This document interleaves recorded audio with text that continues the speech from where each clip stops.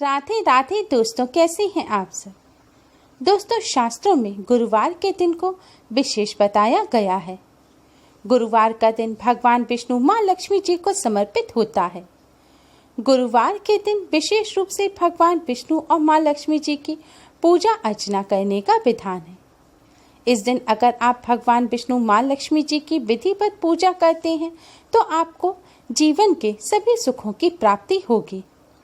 भगवान विष्णु जगत के पालनहार हैं और जिन पर भगवान विष्णु जी की कृपा होती है उनके लिए जीवन में कुछ भी असंभव नहीं होता। गुरुवार के दिन देवताओं के गुरु बृहस्पति देव का भी पूजन किया जाता है। बृहस्पति देव को एक गुरु ग्रह भी माना जाता है। इतना ही नहीं, अगर कुंडली में गुरु खराब हो तो मनुष्य अपने जीवन में कभी भी तरक्की नहीं कर सकता। गुरु को धन, वैवाहिक जीवन और संतान का कारक माना गया है। गुरु ग्रह भाग्य के कारक हैं।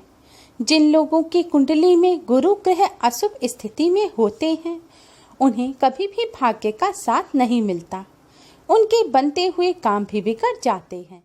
इसीलिए भगवान विष्णु माँ लक्ष्मी जी गुरु ग्रह यानी कि बृहस्पति देव को प्रसन्न करने के लिए गुरुवार का दिन बहुत ही महत्वपूर्ण माना जाता है।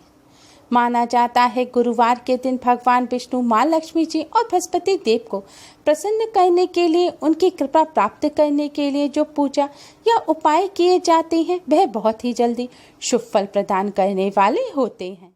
आज की इस वीडियो में हम आपको भगवान विष्णु माँ लक्ष्मी जी को प्रसन्न करने के लिए और गुरु ग्रह को मजबूत बनाने के लिए कुछ बहुत ही आसान उपाय बताने जा रहे हैं। इन उपायों को करने से भगवान विष्णु माँ लक्ष्मी जी प्रसन्न होते हैं और अपने भक्तों पर अपनी कृपा बनाए रखते हैं। इसके साथ ही गुरु ग्रह भी मजबूत होते हैं और शुभ फल प्रदान करते हैं, जिससे मनुष्य के जीवन में तरक्की आती है। धन, विवाह, संतान आदि सभी समस्याएं दूर हो जाती हैं। दोस्तों, गुरुवार के दिन भगवान विष्णु माँ लक्ष्मी जी को प्रसन्न करने के लिए तुलसी जी का पूजन अवश्य ही करें। शास्त्रों में तुलसी जी को माँ लक्ष्मी जी का स्वरूप बताया गया है। तुलसी जी को हरि प्रिया भी कहा जाता है। माना जाता है कि भगवान विष्णु जी के पूजन करते समय अगर तुलसी दल भगवान विष्णु को अर्पित ना किया जाए तो भगवान विष्णु वह पूजन स्वीकार नहीं करते। यहाँ तक मान्यता है कि जिस भोग में तुलसी दल ना हो तो वह भोग भी भगवान विष्णु स्वीकार नहीं करते।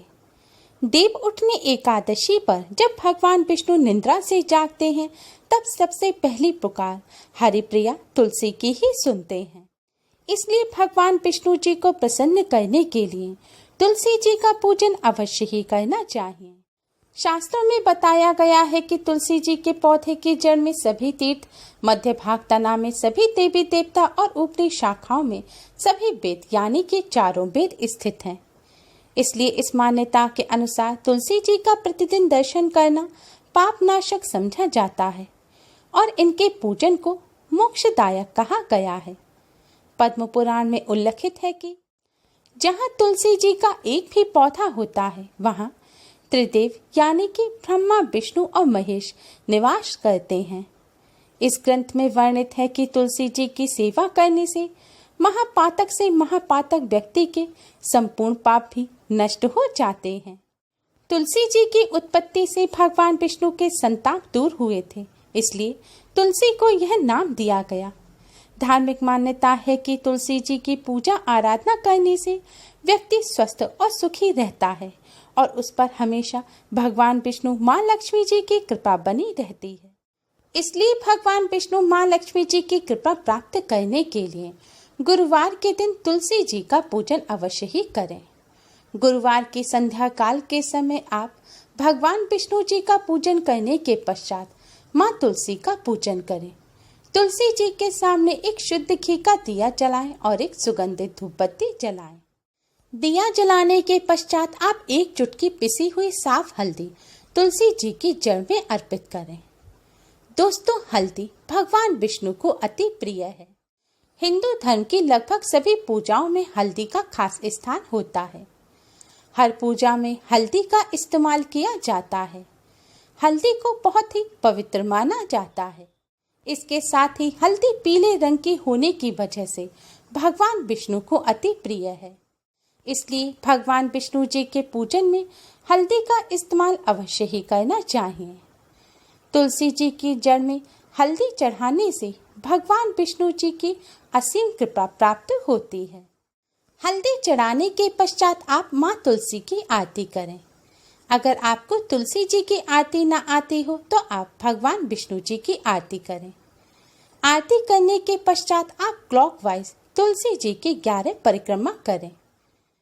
परिक्रमा करते समय आप भगवान विष्णु जी के महामंत्र ओम नमो भगवते वासुदेवाय का जाप करते रहें।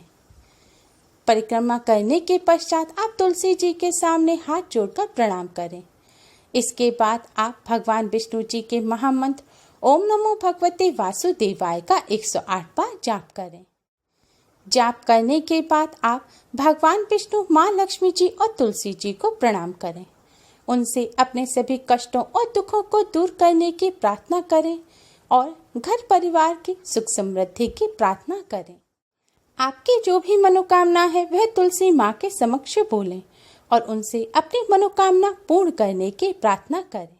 दोस्तों, शास्त्रों में बताया गया है कि गुरुवार की संध्या काल के समय इस तरह तुलसी जी का पूजन करने से तुलसी जी के साथ साथ भगवान विष्णु, माँ लक्ष्मी जी की भी कृपा हमेशा बनी रहती है। दोस्तों, अगर आपकी कुंडली में बृहस्पति की स्थिति खराब है तो आप बृहस्पतिवार के दिन मंदिर में केसर और चने की दाल का दान करें।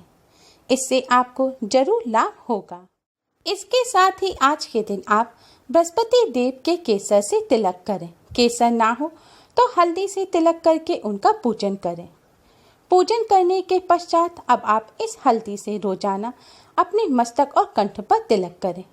ऐसा करने से बृहस्पति देव की कृपा प्राप्त होती है। इससे आपको अवश्य ही लाभ होगा। इस उपाय के अलावा गुरु के सभी प्रकार के दोष को दूर करने के लिए आप गुरुवार के दिन नहाने के पानी में चुटकी भर हल्दी डालकर अवश्य ही स्नान करें। इसके साथ ही नहाते वक्त आप ओम नमो भगवते वासुदेवाय मंत्र का जाप अवश्य करें। ऐसा करने से भी गुरु से संबंधित सभी प्रकार के दोष दूर हो जाते हैं। दोस्तों, गुरुवार के दिन भगवान विष्णु, माँ लक्ष्मी जी के साथ साथ गुरुदेव यानी कि बृहस्पति देव की भी कृपा प्राप्त करने के लिए आप इस तरह करें भगवान विष्णु जी का पूजन। गुरुवार के दिन स्नान करके स्वच्छ पीले रंग के वस्त्र धारण करें। गुरुवार के दिन पीले रंग के वस्त्र पहनना काफी शुभ माना जाता है। यदि आप ऐसा करते हैं तो इससे आपका भाग्योदय हो सकता है, क्योंकि पीला रंग बृहस्पति देव और भगवान विष्णु जी को अति प्रिय है। पीले रंग के वस्त्र पहनकर बृहस्पति देव, भगवान विष्णु जी का पूजन करने से शीघ्र ही शुभ फल प्राप्त होते हैं। अब आप एक दीपक लें। इसके लिए आप मिट्टी का, आटे का या पीतल का कैसा भी दिया ले सकते हैं। अगर आटे का दिया ले रहे हैं तो इस बात का ध्यान रखें कि साफ जल से मड़ा हुआ आटा होना चाहिए और आटे में नमक ना हो। अब आप एक आटे का दीपक तैयार कर लें। इस दीपक में आप शुद्ध घी भरें। शुद्ध घी ना हो तो आप मीठा तेल यानी कि तिल का तेल भी भर सकते हैं। अब आप एक लाल रंग का कलावा लें। कलावा यानी कि मौली, जो पूजा के बाद कलाई पर बांधा जाता है। कलावा ना हो तो आप कोई भी सूती लाल रंग का धागा ले सकते हैं। अब आप इस धागे की दीपक में 2 बाती लगाएं। ध्यान रखें दोस्तों, आपको 2 बाती लगाने हैं और दोनों बाती ही पास पास होनी चाहिए, यानी कि 2 बाती 2 अलग अलग दिशाओं की तरफ ना हो। दोनों बाती एक ही दिशा की तरफ मुख किए हुए हों। दीपक तैयार करने के पश्चात अब आप इस दीपक को मंदिर में रखें। दीपक को मंदिर में आप या तो किसी प्लेट या कटोरी में रखें या फिर थोड़े से साबुत चावल रखकर उसके ऊपर आप इस दिए को रखें। ध्यान रखें, दिए को आपको इस प्रकार से रखना है कि इस दिए की जो 2 बाती हैं, दोनों बाती का मुख भगवान जी की तरफ होना चाहिए। अब आप दीपक जलाएं। दीपक जलाने के बाद आप भगवान विष्णु, माँ लक्ष्मी जी और बृहस्पति देव को पीले रंग के किसी मिष्ठान का भोग लगाएं। पीले रंग का मिष्ठान ना हो तो आप गुड़ और चने की दाल का भोग लगा सकते हैं या फिर शक्कर में थोड़ी सी पिसी हुई हल्दी मिला दें और उसका आप भगवान विष्णु माँ लक्ष्मी जी को भोग लगाएं और बृहस्पति देवता को भी भोग लगाएं और भोग में तुलसी दल अवश्य ही रखें। भोग लगाने के पश्चात आप भगवान विष्णु माँ लक्ष्मी जी के इस मंत्र का 108 बार जाप करें। मंत्र इस प्रकार है, ओम लक्ष्मी नारायण नमो नमः, ओम लक्ष्मी नारायण नमो नमः। इस मंत्र का 108 बार जाप करने के पश्चात आप भगवान विष्णु माँ लक्ष्मी जी की आरती करें और बृहस्पति देवता की आरती करें। इसके पश्चात आप भगवान विष्णु माँ लक्ष्मी जी और बृहस्पति देव से अपनी सभी समस्या कहें और सभी समस्याओं को दूर करने की प्रार्थना करें। दोस्तों, जितनी देर में आप मंत्रों का जाप करें और आरती करें, इतनी देर तक आपका दीपक जलता रहना चाहिए। दोस्तों, मंत्रों का जाप करने से पहले आप भगवान विष्णु माँ लक्ष्मी जी और बृहस्पति देवता को पीली हल्दी या फिर केसर से तिलक अवश्य ही करें और पूजन करने के पश्चात इसी हल्दी या केसर से अपने भी मस्तक पर तिलक करें और आपने भगवान जी को जो भोग लगाया है उसे प्रसाद के रूप में ग्रहण करें।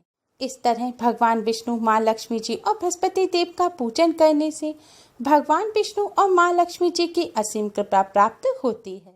साथ ही गुरु ग्रह भी मजबूत होते हैं और गुरु ग्रह के अशुभ प्रभाव शुभ प्रभाव में बदल जाते हैं।